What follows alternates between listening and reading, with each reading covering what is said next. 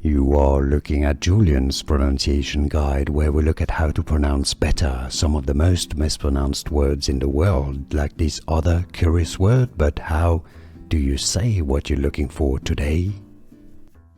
How do you pronounce this phrase, meaning I love you?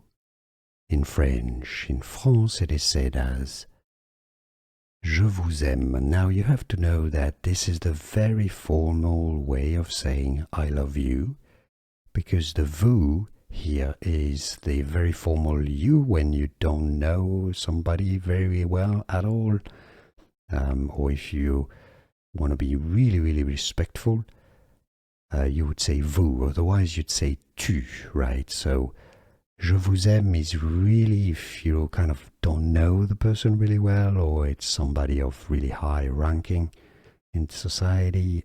So that's a bit odd to say vous for somebody, je vous aime, to somebody that you don't know. But, you know, if it's in a letter to somebody that you don't know, you might say je vous aime. Otherwise, it's je t'aime with a t, je t'aime, or this specific phrase here, je vous aime.